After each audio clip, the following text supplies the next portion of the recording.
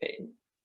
Oh, all right, everybody. How are we doing? Sorry about that, Ryan. Welcome to podcast number 59. Lucky number 59. Probably the number of touchdowns Kyler Murray will finish with this year, but that is besides the point, Ryan. Anyways, once again, you guys know the drill. This is going to be a football-heavy podcast, but Ryan, we will not be having too many more of these because the NBA preseason starts in 13 days. So we will. It's crazy. We will bring back some NBA discussion very, very soon. We also have a little college football. I know you guys have been begging for college football, so we did throw some in there as well. Of course. Ryan, I'm going to get started. You picked a couple of very boring games to talk about, so I'm going to talk about one of mine first. I wanted to talk about the Cowboys and Chargers game. And I want to say that these were two very good teams, and I'm actually quite impressed with the Dallas Cowboys, and particularly their defense. I thought their defense, although they gave up a lot of yards to Herbert, I think he passed for like 380 yards. They didn't give up any touchdowns. They forced him into a lot of field goals, and they turned him over a couple of times. And that's what they did against Tampa Bay. Now, they did give up 31 points to Tampa Bay. But we saw what the Buccaneers did to Atlanta. They put up 48. So that Tampa offense is just lethal.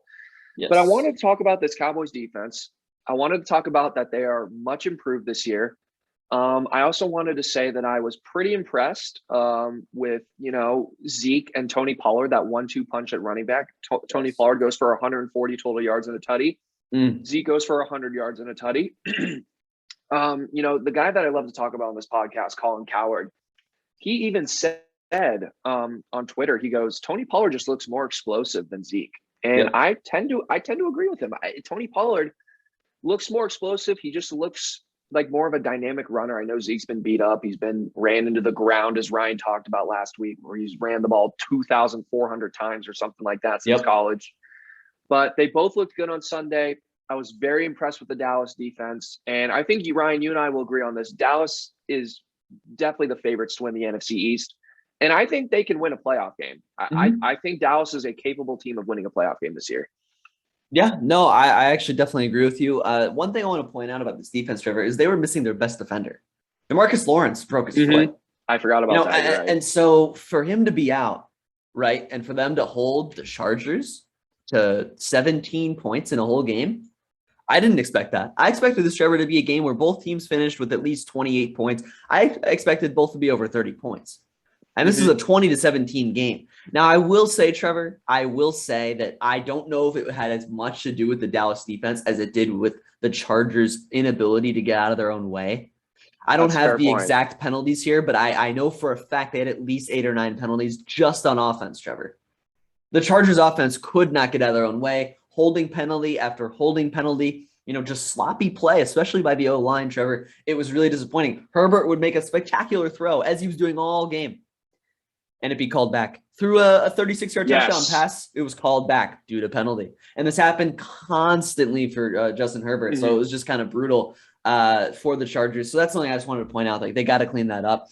That is a fair point. Good point. I do also want to call out, I want to shout out Mike Williams, because I think that this guy is finally legit, Trevor. For a few years now, he's been on this team. He's been the number 2 receiver. And he's really been probably the most inconsistent receiver in the league, actually. Big guy. Can get any ball that's thrown his way. It can go for contested catches better than anyone.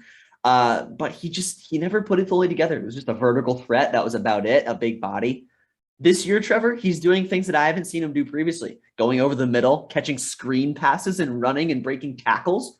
I mean, this isn't something that I saw him do in past years. Certainly not consistently. And, he's been better than Keenan Allen this year. He had more targets. He had more receptions. He has had more touchdowns. He's done more than Keenan Allen. Not to say he's a better player than Keenan Allen, but to say that he's a legitimate receiver in this league now. And, credit to him and Justin Herbert for helping him get there. But I think he's legit. So I just want to shout him out because I think he had a great performance on Sunday. And I think he'll continue to have a great season. And one last thing, Tony Pollard, I totally agree with you, Trevor. He definitely looked more explosive. He averaged almost twice as many yards per carry as Zeke. I think this is the new Chubb and Hunt backfield. I said this to Trevor and our other buddies over the weekend. I think this is true. It really is. And a lot more teams might do this over the coming years, Trevor. I mean, I wouldn't say, the Cardinals have a split backfield. Not that it's the same thing, but I think a lot of teams are going to go, a guy who's more of a power back, a guy who can start the game off in Zeke, right? Which is what he did. And then you have Tony Pollard, the more explosive back, kind of like the Kareem, the guy who's better in the passing game as well. Tony Pollard had more catches, more targets in these games. I think this is a really good recipe for the Dallas offense because it keeps Zeke fresher for longer. And Tony Pollard's explosive. So if you can use both, why not? You have a great offensive line, utilize both, keep both of them fresh, keep the defense off balance. I think it's a good decision, and I like seeing that. And I thought it was a good decision. They won the game. So yeah, you make a couple of great points. I wanted to add on one thing. I think we touched on this a little bit when we talked about the Cowboys and the Buccaneers last week on the podcast, but we talked about Dallas's imbalance when it came to play calling on offense. And I look at their play calling this time around. I believe they called 28 passes and 30 runs. So that gives you an idea of how much more balanced they were. Whereas last week, I think Dak threw 60 passes. Yep. So a much more balanced attack on offense. Dak didn't even have a great game. I mean, only threw for 237 yards and a pick. But establishing that ground game was huge for the Cowboys. And I'm going to go back to their 2016 season, I believe, when Dak Prescott was a rookie. Dallas's offense it went as Zeke went, right? Zeke had that MVP caliber year at running back when he was drafted fourth overall by the Cowboys. Him and Dak were that rookie 1-2 punch, but Zeke really drove that offense, and establishing the run allowed Dallas to flourish. And I think, Zeke's now 5 or 6 years older, but now you have a 1-2 punch with Tony Pollard in the mix. I think this is, as Ryan mentioned, a great recipe for the Cowboys to, settle Dak down, not put so much of the load on his shoulders, and establish the run game, because they were very balanced on offense in this game against San Diego. And Tony Pollard was averaging 8.5 yards a carry. So I think that gives you an idea of, if they can establish Zeke, if they can establish Tony, that they'll be able to win a lot of football games, relying more on the run than just Dak having to throw them out of a hole or something like that. Yeah, no, I totally agree. I think it's going to be interesting to watch to see if Pollard continues to get this usage, but it's certainly not a fluke, Trevor, because they use him a lot in week 1. And, some people thought maybe that was just a fluke, right? But he was used a lot again this week. So I think the Cowboys are making a concerted effort to use both of these backs throughout the game. And I don't know. I think it's the right choice. So we'll see if that continues. We'll see if that continues. Their attacks continues to be, balanced between the run and the pass. But as Trevor said earlier, the one thing we can agree on is the Cowboys are the favorites in the NFC East. So, I don't know. I don't have any other thoughts, but if you don't have anything else, we can move on to one of my so-called boring games, actually, wait, one more quick thing. Sorry, Ryan. Oh, yeah, that's okay. One more quick thing. Yeah. I miss my Phoenix Suns so much. Carry on. Okay. Yeah. All right, folks. Just ignore that. He's wishing his team won the NBA Finals like mine did in 2016, and unfortunately, he knows they won't get there till Chris Paul's an old man. Anyway, moving on to one of my games that Trevor again called boring. I want to talk about the Raiders and the Steelers. This was a good game. Look, this was a good game. I thought this was an interesting game. Because the Raiders are 2-0, Trevor. And the reason I really want to talk about this game is I wanted to ask you, just a simple question. Sure. Are the Raiders legit? Can they make the playoffs? I think those are two different answers. Do I think the Raiders are legit? No, I don't. Interesting. I don't believe in this defense, although they're actually playing pretty good. What surprised me is their ability to, get pressure on the quarterback. I was not expecting that. Yeah. Solomon Thomas got him 2 sacks yesterday. So for me, that was a bit of a surprise. But no, I don't think the Raiders are legit. And I think they can make the playoffs. I don't think they will. I think the AFC is a little too good. Although, there's some teams that, we thought might, Miami's not looking great, we'll see. But this was a good win for Oakland. I think what was most impressive for me was Derek Carr. I just thought he had a fantastic game. 28 for 37, 382 yards, 2 touchdowns, no interceptions. He controlled the game. He also made some huge throws in the second half. The big one was the 61-yarder to Henry Ruggs that kind of iced that game. Yep. It was a good team performance by the Raiders. It was a clean game. It was a really just they controlled the time of possession. They had the ball for 10 extra minutes on Pittsburgh. They outgained them by almost 100 yards. They won the turnover battle. It was a clean game. This is what the Raiders did last year people forget the Raiders were 6-3 at one point last year. Mm. And they had a Sunday night game with the Kansas City Chiefs, and that game ended really close. The Raiders almost won that game. And I believe that would have gone them to 7-3 or 8-2 on the season. Trevor, I believe they beat the Chiefs at one point last year as well. In one of They their beat other them on the games. road. They beat the Chiefs on the road, and then they almost beat them at home a little bit later in the season. There was. So this is a capable Raiders team. I've been critical of John Gruden. They got lucky last week to win that game against Baltimore, the way they almost gave that one away. But I want to highlight Derek Carr played very well these first two games of the season. And I watched his post-game interview after the game. I encourage everybody to watch it. He is a fantastic leader. He is a true professional, and I am happy for his success. And it's a good start for the Raiders. I don't believe in them, though, to be a contender or anything like that, to answer your question.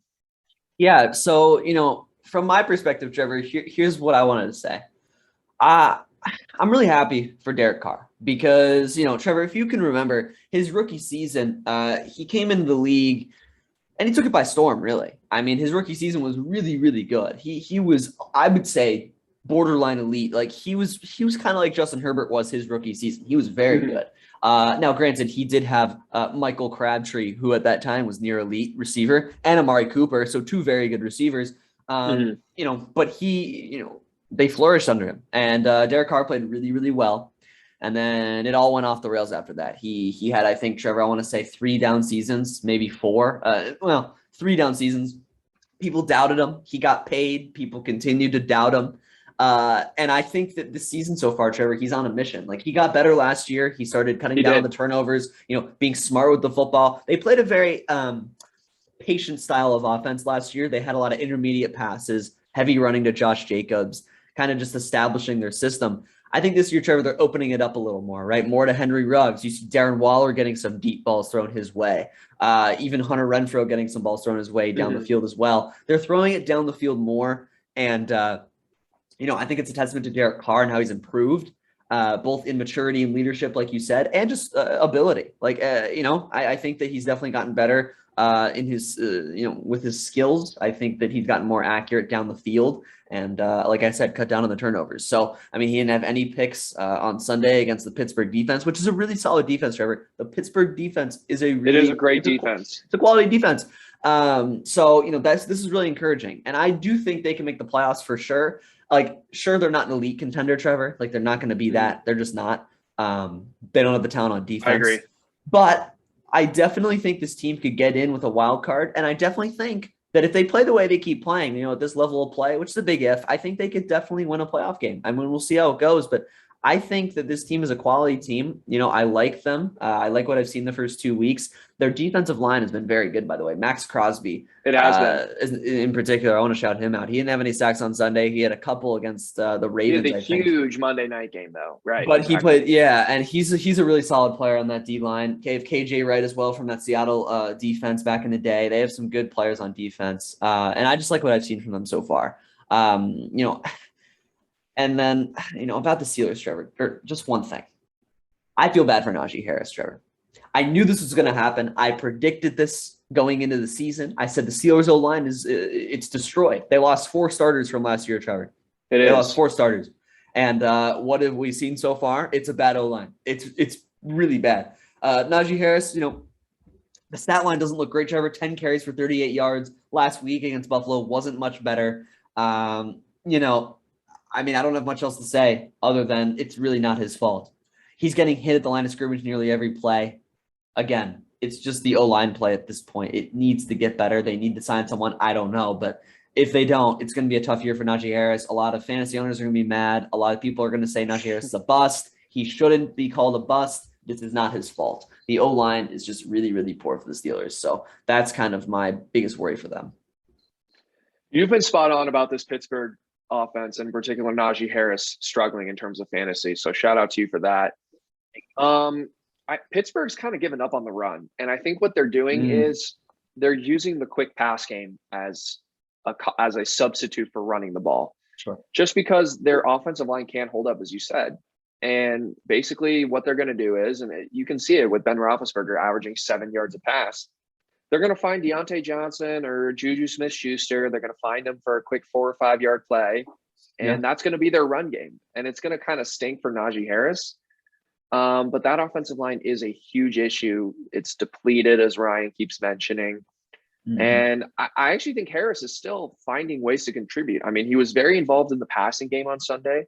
Yeah. He got a 25-yard touchdown, and he actually broke a couple of tackles to get there. It was a very impressive individual play by him. But Ryan kind of said already, this Pittsburgh offense is going to have serious issues. And TJ Watt also got banged up. I don't know how serious that injury will be. But if he's down, if he is not able to go for a while, that's going to be a huge problem for Pittsburgh as well. So we'll see. Yeah, Pittsburgh's got problems. Las Vegas looks good, Ryan. Yep. I don't think they're going to make the playoffs, but we'll agree to disagree on that. We'll see. And unless you have anything more to add, we can move on to another game. Now let's go right ahead. All right, we're going to talk about another fan. But by the way, my 2 game selections that I picked were just absolutely fantastic games.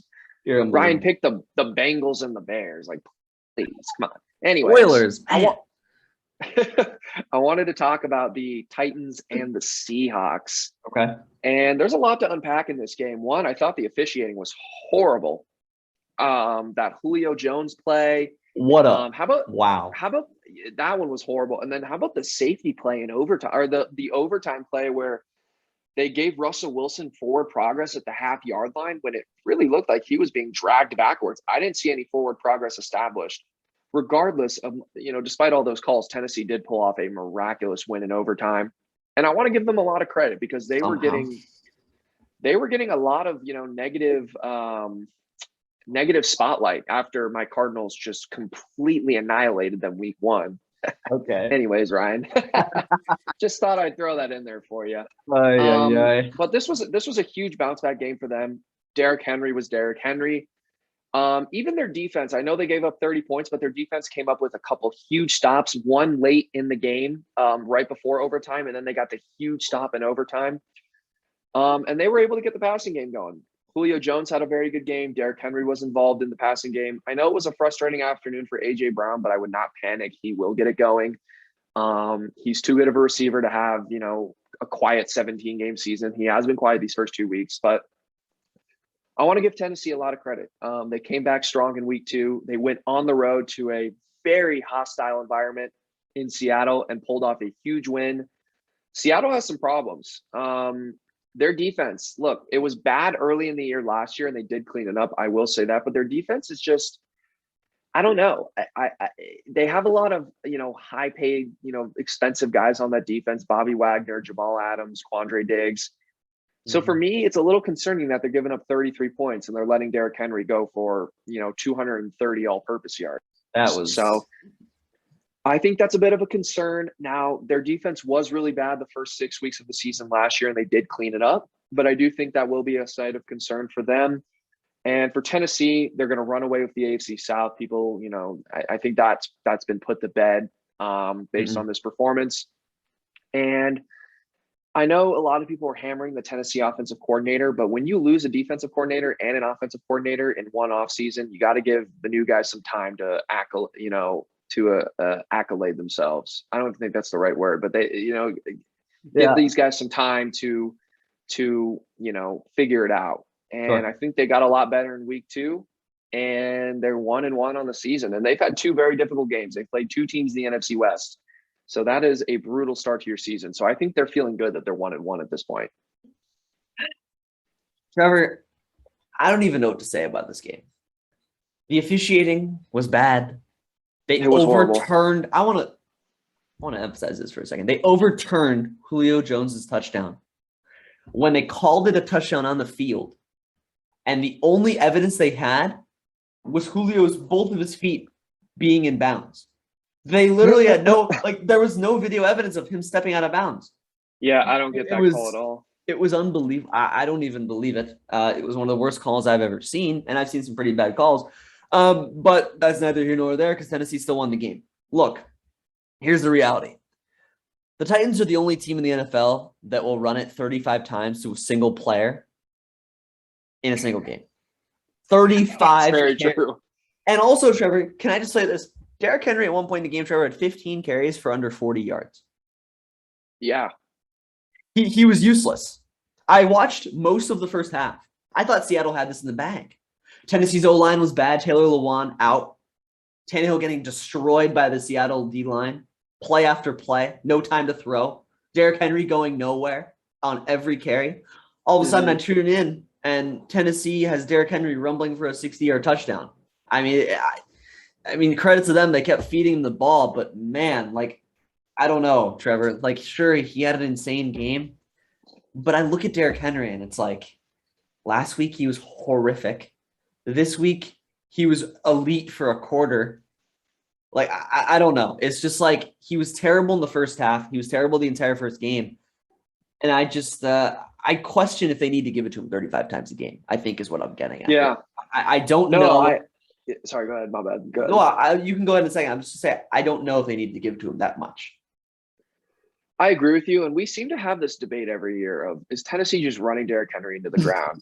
And credit Derrick Henry because he is a freak of nature, Ryan. I think that's fair to say. This guy is a physical specimen that I don't know if he's human or not. He is a freak of nature. And I've seen some of his workout videos. He stays in immaculate shape. He is an incredible athlete.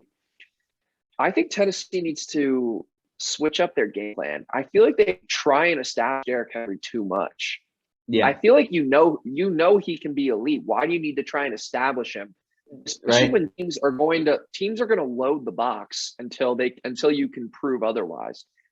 I think Tennessee's better off establishing the air game. I think they're better off establishing Tannehill and establishing AJ Brown.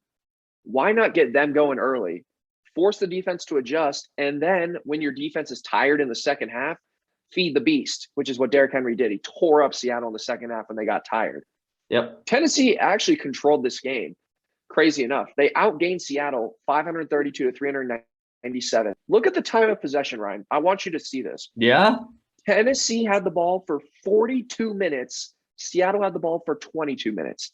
They doubled Seattle in time of possession and first downs, 33 to 17. So Tennessee completely controlled this game. And the fact that they almost lost, I think you can blame some of that on the officials, some of that on just Seattle's ability to make big plays.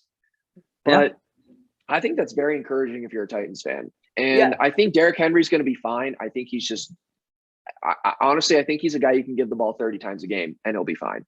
I don't know how his body doesn't get hurt. He's just built different. I think that's the only way I can describe it, Ryan. But Tennessee has a lot to be encouraged about by this game. Seattle, there's definitely some sign for concern, but go ahead.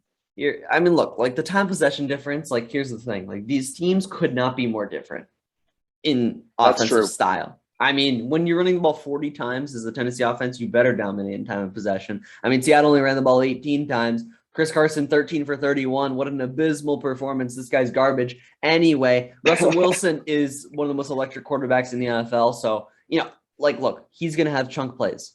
That's what happened on Sunday. That's why they had such little time of possession. Against the bad secondary. The only downside, Trevor, to that is that your defense gets exhausted against a team like Tennessee. It's okay if you're playing against Kansas City, right? Because they're going to be just as electric as you. But when you're playing against a team like Tennessee, your defense is out there for a long time. It's out there for a very, very long time. And that's what we saw on Sunday, Trevor. So, that ultimately was their downfall, right? The defense just couldn't hold on. They were just too exhausted. So that ended up being, the biggest issue for them. Right. But I don't really have much else to say on this other than I want to shout out Bobby Wagner, Trevor, because wow, what a performance. I don't know if you saw this, 20 total tackles, Trevor, 16 solo tackles in a single game. To compare that's impressive. The leading tackler on Tennessee was 7 total tackles. The leading solo tackler, 5 solo tackles. Bobby Wagner, 20 and impressive. 16. Also a sack, 2 QB hits, and a tackle for loss. I mean, wow.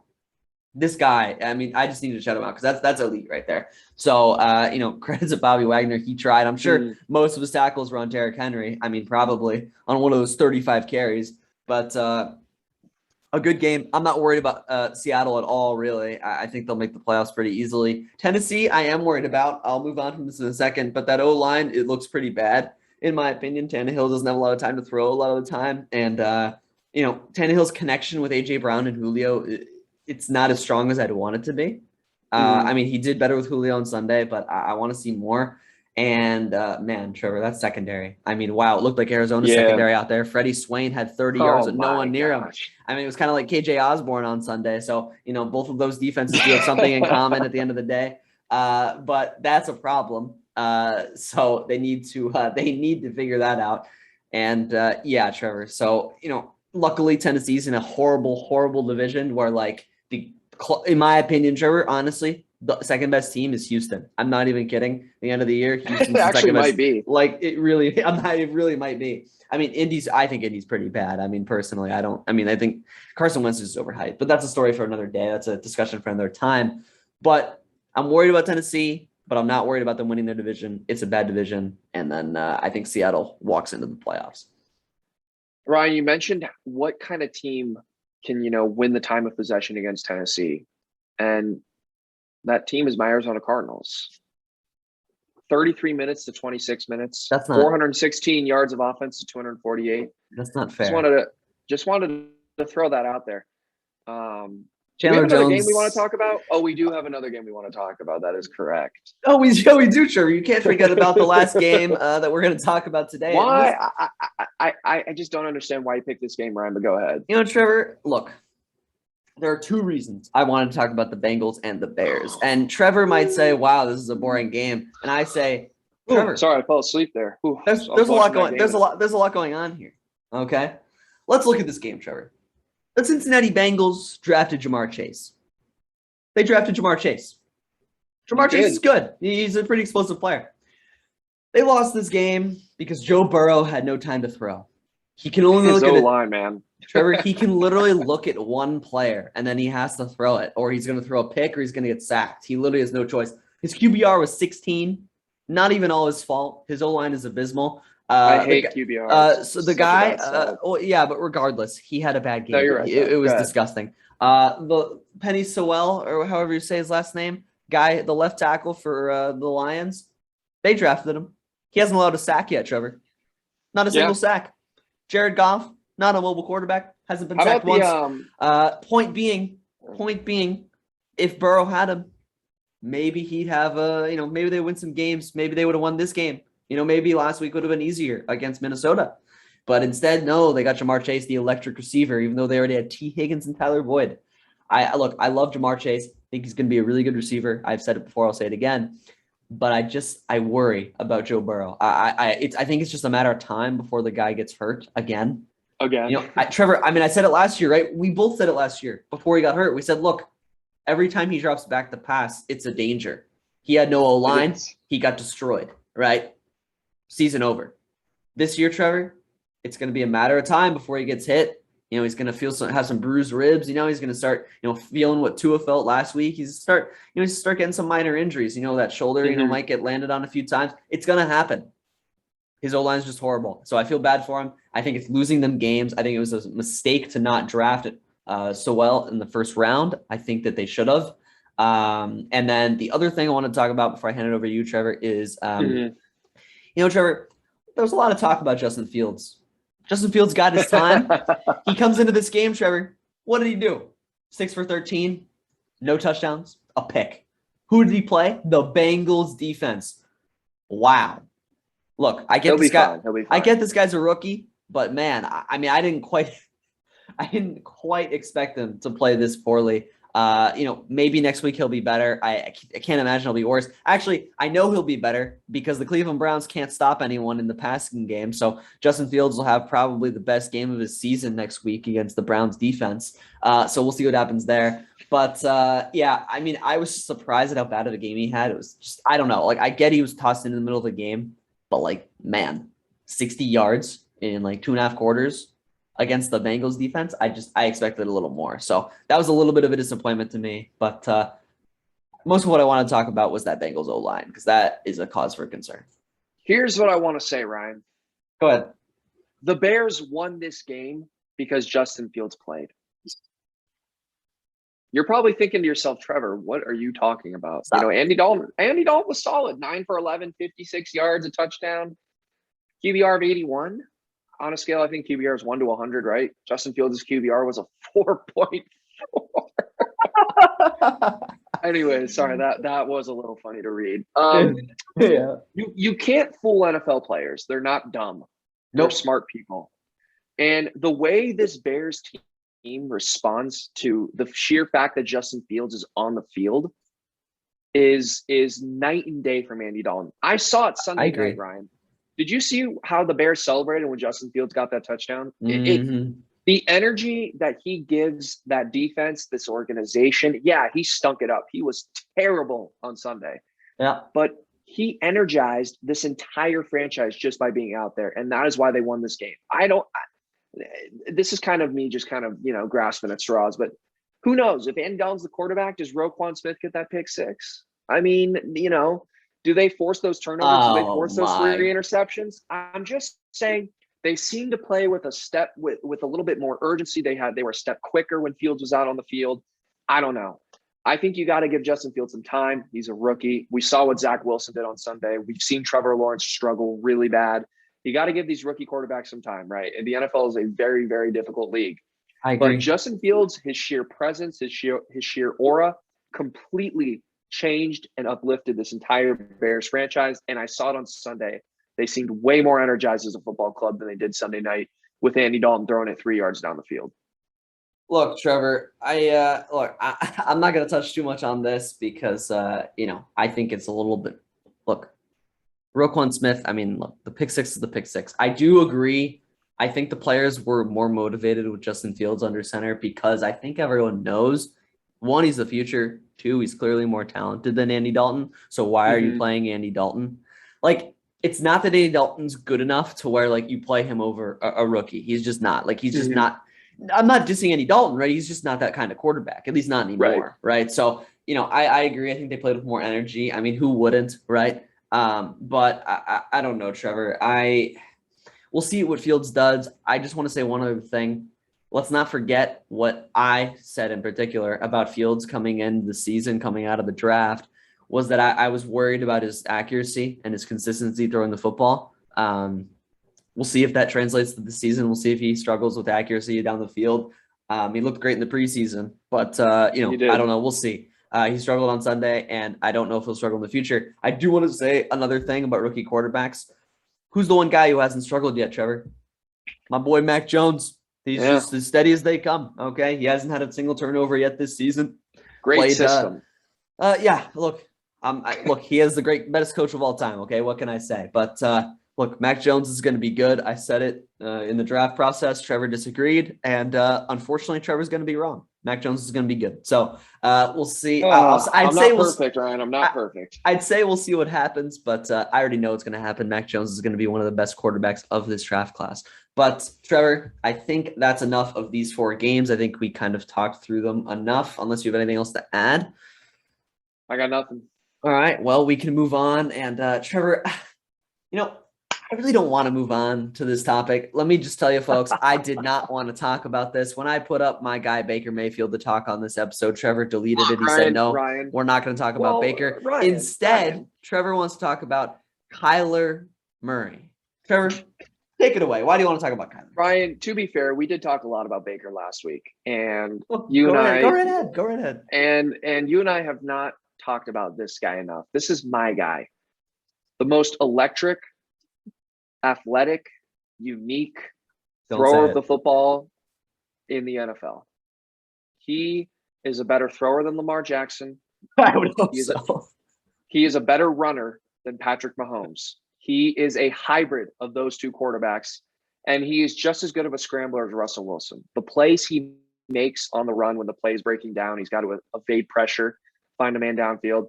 And I said this last year, Ryan, and Las Vegas and all the other sports books agree with me. I said this after the Buffalo game. Kyler Murray is making a case for MVP. And then he got hurt against Seattle, and his whole season went to the garbage. This year, 2 games in, you've seen what he can do. You watched it with your own eyes. He made a couple bad throws last week, but so did Patrick Mahomes. Patrick Mahomes threw an awful pick against Baltimore. The great ones always do. Well, I don't know if that's necessarily true, but Kyler Murray, I'm going to announce this. I'm announcing his campaign, Ryan. I'm his campaign manager. It is officially time to vote for Kyler Murray to be your 2021 NFL MVP. He will not win the award because Arizona teams don't get any respect. And they'll probably give it to Aaron Rodgers or Patrick Mahomes because he's a bigger name and he works for State Farm. But Kyler Murray, ladies and gentlemen, he is third in betting odds in MVP. That says something. I said it last year. This guy is good enough to be an MVP of this league, and he is showing everyone why once again. 2 weeks into the season, he has put up 38 points and 34 points. We're 2-0. And I believe in the 2 games, he had 5 touchdowns in the first game, and he had 4 total touchdowns in the second game. This guy is special, and it's time for Ryan to become – you can join the campaign, Ryan. I need a co-manager, but I need you to say it on this podcast that Kyler Murray is in the hunt for MVP. Let's talk about this for a second. Let me tell you why Kyler Murray is in the race for MVP. National media hype. That's why he's in the race for MVP. Trevor, look. Let me tell you this. Go ahead. Sorry. Let me tell you this. Kyler Murray is one of the most electric quarterbacks in this league. He makes plays. He makes plays that almost no one else could do. He makes plays that most quarterbacks can't do, most players can't do. He's one of the most athletic quarterbacks in this league. He can run, he can throw. He can throw with his body, contorted in ways that most people can't. But Trevor, can Kyler Murray reliably, consistently make the proper play? I have my doubts. Trevor, can I tell you why the Arizona Cardinals almost lost on Sunday? Or do you want to tell me why? Do you want to tell me why instead? Yeah, we couldn't stop anybody in the first half. Trevor, what did Kyler Murray do in the second half? He made a couple mistakes. Yeah, I mean, I'd say throwing it directly at 2 Vikings players is a mistake. Personally, I'd say that. He made a couple mistakes. In all seriousness, Kyler Murray's an MVP candidate. Look, I think he's a little overhyped. I think he's really good. I do think that I could name multiple quarterbacks better than him right now. And name 3. Well, right off the bat, I think Tom Brady's better this year. I think that I don't know I think Russell Wilson's better this year already. I think that's easy. Trevor, Russell Wilson's just as electric. And what mistakes has he made? They just lost to Tennessee. We beat him by 30 the week before. But why is that on Russell Wilson? He's too explosive for his own defense. Is what happened. Okay, well, I don't think I've ever heard that before. I'm serious. I'm serious, Trevor. The reason you guys won is because Chandler Jones got them to turn the ball over, 3 times? 5 sacks? Is anyone on Seattle? 5 sacks isn't bad. Is anyone on Seattle's D-line even close to Chandler Jones's level? No, but Bobby Wagner and Jamal Adams should be elite. Yeah, but can they generate 5 sacks and 2 forced fumbles? No, I don't think so. Well, no one in the NFL can. I know. My point being, the reason they lost is because Russell Wilson got off the field so fast that the defense was just running to the ground by the Tennessee run game. So, that's not Russell Wilson's fault. Anyway, those 2 quarterbacks are undoubtedly better than Kyler, ahead of him in the MVP race so far this year. Those are the only 2 I'd probably put ahead of him at this current moment. So, look, he's an MVP candidate. The issue to me, regardless of if he's in the MVP race, is can he limit the turnovers when it matters? That's a fair point. That's the only thing. In all seriousness, I said it. He makes plays no one else can make. Okay, it's just true. But he throws off his back foot a lot. I see it. He does it a lot, and he'll get away with it a lot. He's a good enough player to do it. But it scares me every time he does it, Trevor. I'm sure it scares you. It scared me too a little bit. That 4th and 5 play scared me. It's risky, dude. It's very risky. And, it bit him on that second pick he had, the deep ball he threw right to the Viking safety. And I think it'll come to bite him later in the season. But look, if he can get those turnovers under control, sure, he could win MVP. But I think at this moment, I'd rather have Brady or Russell Wilson. But look, Kyler's an elite quarterback. He's one of the most explosive players in the NFL. I'm not. All right, Ryan. 2 weeks into the season, who do you think wins MVP? The 2 guys who are ahead of Kyler Murray in betting odds are Tom Brady and Patrick Mahomes. I think Tom Brady right now wins MVP. I'm on the Kyler Murray campaign, so I can't bet against my guy. Kyler Murray will win MVP. Trevor, let me ask you this though before we move on: Is Kyler Murray playing at a higher level than Tom Brady right now? No. I Okay. will admit that. They are playing at an equally high level. Tom Brady, 9 touchdowns through 2 weeks. yeah. I mean, Kyler Murray, same 9 touchdowns through 2 weeks. I think Brady has less turnovers than Kyler. I think Kyler has 3 turnovers through 2 weeks. He needs to clean that up. I'll admit that. Yeah. But I would say right now, those 2 quarterbacks are playing at the highest level in the NFL. Russell Wilson is close. Patrick Mahomes is also close. Yeah.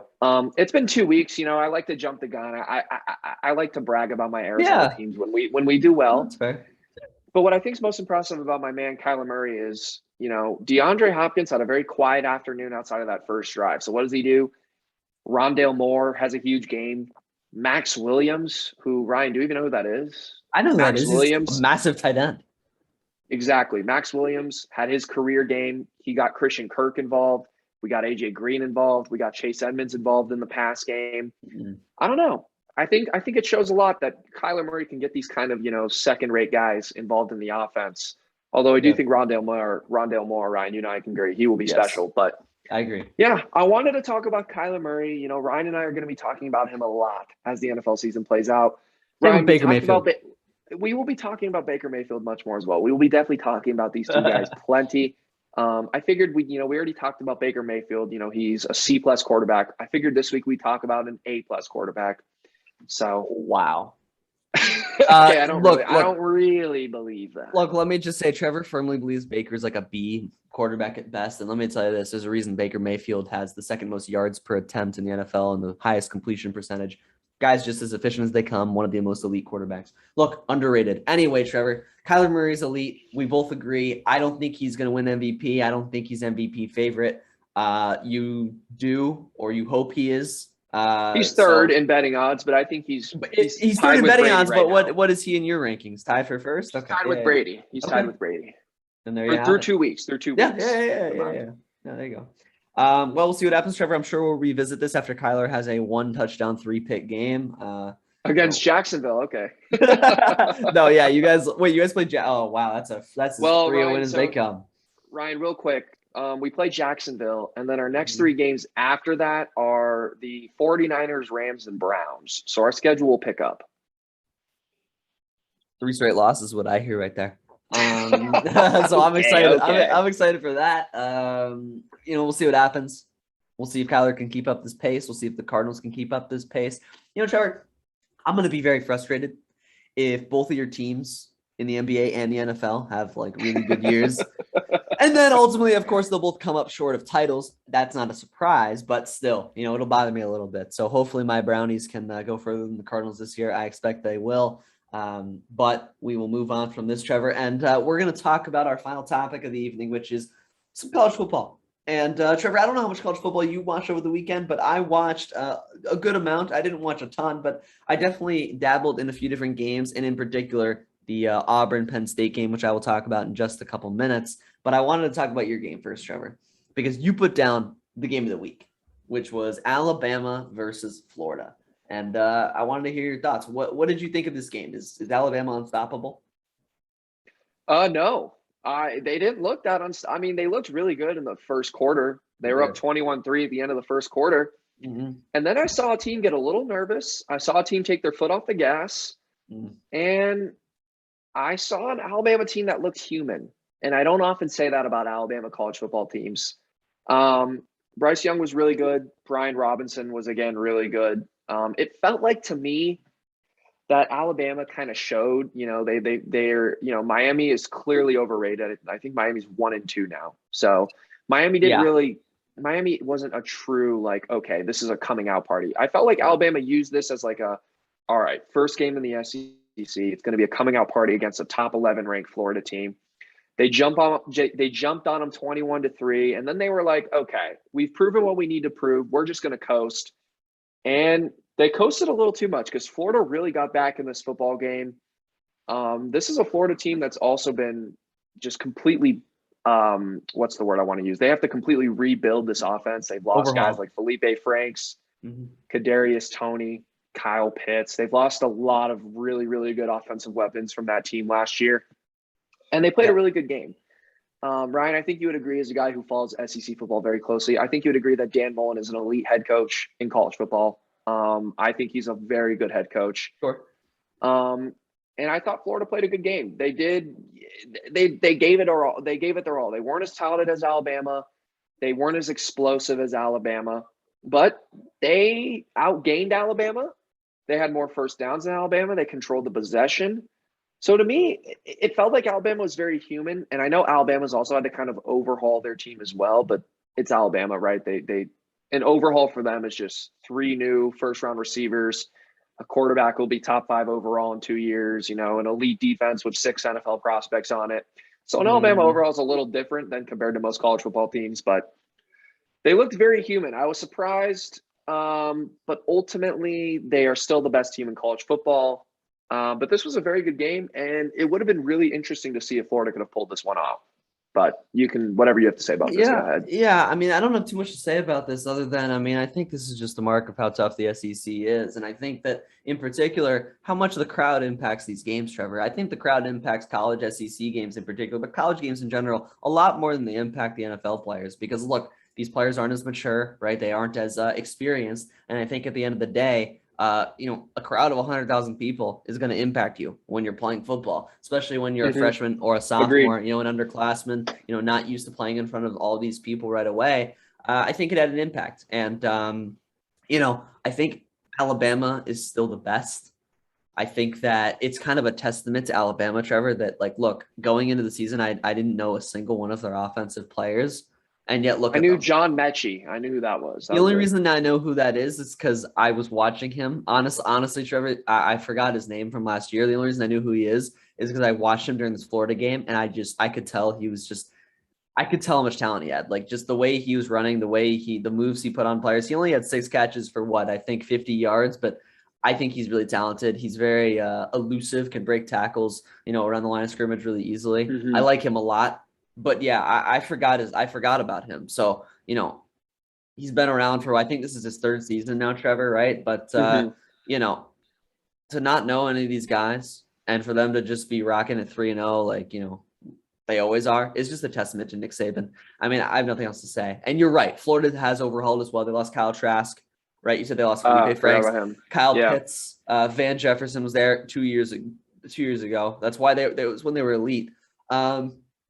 And so they lost a bunch of guys on offense, but it seems like they've retooled. I think that Emory Jones, he's not the greatest passer in the world, but he can run the ball. And he was causing Alabama problems. No, he was, for sure. No, yeah, for sure. And keep going. Sorry. No, I was just gonna say, I think that I think that this year, Trevor, I think that the SEC games are going to be a lot closer against Alabama than they were in past years. I don't think them has as much talent. I do think they're still the best. But I think they're going to have to win a lot of close games this year in order to come out of the SEC West. I will say the one thing that Alabama has struggled with historically is they struggle against athletic running quarterbacks, Ryan. And I look back to where they've lost, and it's not a ton of times they've lost games. Nick Marshall at Auburn, Cam Newton at Auburn, Deshaun Watson. Who was the Ohio State? I think it was Cardale Jones, the Ohio State quarterback. Trevor Lawrence. These guys are all, look, most of the guys I named are very good, if not Pro Bowl caliber NFL players, but all of them can run. Yes, and I think that's what causes Alabama problems. For whatever reason, running quarterbacks seem to be a little bit of a weakness for them. And Emory Jones exposed that a little bit. Florida ran the ball for 245 yards at 6 yards per rush. So I think that's a little bit of a concern for Alabama. I'm not too familiar with the quarterback landscape in the SEC. I don't know if they have to play any other really good running quarterbacks on the schedule. I know Georgia doesn't have one. LSU doesn't have one. A&M doesn't look good at all. But point being, that seems to be a bit of a weakness for Alabama defenses historically, and we'll see if that becomes a problem, as you mentioned, since this team is a little bit less talented down the road in the college football playoff or the SEC championship game or whatever. Yeah, I don't know. I don't have much else to add on this. I think that, like I said, it'll be a lot of close games for Bama. Look, there's not that – off the top of my head, Trevor, I don't think there are that many running quarterbacks this year in the SEC West. I think Ole Miss has a running quarterback, and And I They look want to good. and I want to say Arkansas has a running quarterback as well. Who's also look good. Yeah, so I mean, like, they have some, so they could prove to be an issue. I don't remember A&M's quarterback. I know they lost Kellen Mond after last year. I don't know who their quarterback is this year, but I know they're very good. And then Auburn, look, I'll get to them in a second, but Bo Nix can run. That's about it. He can't throw. So, I don't think For Bama 3 have years, too much of man. an issue. Yeah, so, look, that's all I have to say on Bama. Unless you have anything else to say, like, I kind of want to talk about Auburn and Penn State for a second. Let's talk about your kind of Auburn Tigers, since you don't actually go there, but go ahead. Look, Trevor, look, this in my opinion was one of the best games of the day. This is a great game. This is an evening game. I don't know if you watched any of this game, but I watched the entire second half. I got back and was able to watch the whole second half. And Trevor, this game was really good. The classic Big Ten SEC matchup, and it did not disappoint. Penn State, over 100,000 loud fans. That was pretty intimidating. Mm-hmm. But Auburn was able to run the ball really, really effectively. So I wanted to shout that out because Trevor, Tank Bigsby, what a name, by the way. And Tank Bigsby he was really good. I don't want to jump the gun too much, but look out for this guy in the middle rounds of the NFL draft. I think he's going to be. I'm serious. I'll tell you this. Trevor doesn't like when I talk about SEC players, going in the NFL and the NBA. He thinks I only think about and look at SEC players to go to the pros. But I just wanted to say. It's only Auburn players. Every Auburn player in every sport is going to be the next Michael Jordan. I mean, Trevor, Tom Brady. Look, if you don't think Sharif Cooper is going to be elite in the near future. I knew you were going to bring him up. I knew it. But look, I'll tell you who's not going to go to the NFL. Bo Nix. Okay. You want me to tell you who's terrible? Trevor, his rookie season couldn't throw the ball more than 10 yards. More than 5 or 7 yards. Second season, much better. Second season, same thing. This season, my dad, he's like, hey, maybe it'll be something different. We see him, Trevor, outscore the opponents the first 2 weeks by 120. Comes out this week against Penn State, 5 yards a pass. I mean, what is this, high school football? What is this, like middle school football? What do you, I don't understand. Like, he could not throw, Trevor. And I was watching this game, and he just looked terrible. Underthrowing guys on comeback routes, underthrowing guys on post routes around over the middle, seam routes up the middle, underthrow, overthrowing guys in the end zone. It was just a mess. He still can't throw the football, and he's not getting bailed out by Seth Williams anymore, the 6'4" receiver who went to the Denver Broncos. So he has no one to throw to. And it was really bad. And, luckily for Auburn, they stayed in this game solely because of the run game. Jarquez Hunter hurdled a guy. 9 for 63, great game from him. The run game was sensational, like I said, but wow, what a terrible performance by Bo Nix. He needs to be benched immediately. He's trash. And Trevor, one last thing. The worst play call I've ever seen, Trevor. Bryce Harsin, the head coach for Auburn. You know what he said? Call timeout. What did he say? 4th and goal, Trevor. Call timeout, down by 8. 4th and goal at the 2-yard line. Okay, drop your best play. You know what he comes back with out of the timeout? A fade route to a 5'10" receiver in the corner of the end zone with Bo Nix as your quarterback, where Bo Nix throws it 5 yards out of bounds. It's 4th and goal with the game on the line. That's an interesting play call. When you run it for 180 yards. One of the worst play calls I've ever seen. Like, legitimately ever seen. It was just a shame. It was poor, really, really poor play calling there at the end. And before I turn it over to you, Trevor, I just want to say Jahan Dotson is legit. He's going to be an NFL receiver, probably a top 3 round player. This guy is legit. He can do it all. 10 catches for 78 yards for Penn State. He was all over the place on offense. And I want to shout him out because he did a great, great job. All right. That was a great analysis of the game, by the way. You threw out some names, and I was like, who are these people? But what I will add is I think the difference of the game was the quarterbacks, because Auburn outplayed Penn State in the trenches, right? Auburn was able to establish the run game. Penn State could not run the ball to save their life. They averaged 2.5 yards per rush. Auburn controlled the possession. They had more first downs, equal turnovers, and only 20 less yards of offense. So Ryan's right. The difference of this game was Bo Nix and his inability to throw the ball downfield. And that's why they lost the game, because you can run the ball great but eventually teams are going to, add an extra guy into the box, or they're going to mix it up. They're going to force you to pass. And if you can't throw the ball downfield, that really limits your offense's ability to score and to make big plays and to keep the defense honest. And that's what happened with Auburn. They needed Bo Nix to be able to throw the ball downfield, and they couldn't. And Sean Clifford was able to throw the ball downfield. He had a pretty strong game with 280 yards and 2 touchdowns. Threw a couple nice balls, threw a nice touchdown to Jahan Dotson, who, as Ryan mentioned, he is a very nice receiver. Yep. And Penn State's resume, man.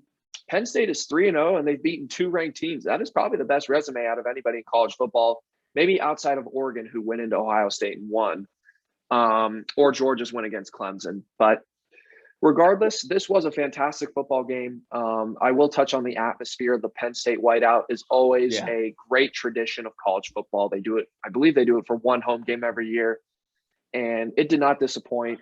It was fantastic to see. It was a great football game. I didn't watch it in depth. I was kind of bouncing around, but this is going to be interesting. And Ryan, I'm talking more in the conference level, conference-wise now. Auburn in the SEC and Penn State in the Big Ten, because these conferences seem to be a little bit more murky than we would have originally thought. Ohio State loses. Penn State looks really good. Michigan looks really good. Iowa looks really good. The Big Ten is going to be interesting this year. Alabama is probably still the favorite in the SEC, but they looked a little weak against Florida. Georgia.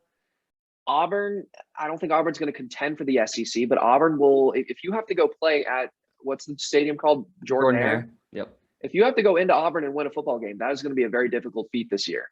So it's very interesting to see that the competition seems to be very much more level than it has in past years. And we've already seen Clemson lose as well. Yeah. So I think college football is going to be a little bit more open this year than we've seen in previous years.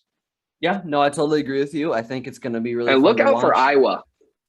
Yeah, Iowa. By the way, I just want to say about Iowa before we wrap this podcast up, Trevor. How were TJ Hawkinson, George Kittle, and I believe, who was the last one? Noah Fant. Is it Noah Fant? All on the same team at the same time. Were they on the same team at the same time? I think for one season. That's amazing. Isn't that tight unbelievable? end you, right? And they have some good offensive linemen too in the NFL. And I was going to say, did TJ walk go to Iowa? He went to Wisconsin, but never mind. No, he went to Wisconsin. And then I forget, before we wrap this up, did Pat Freiermuth, the guy I think he also went to Iowa, didn't he? The Steelers. I think the tight end for the Steelers. I think he went to Iowa, didn't he? He no, did. My bad. He went to Penn State. It was either Penn State or Iowa.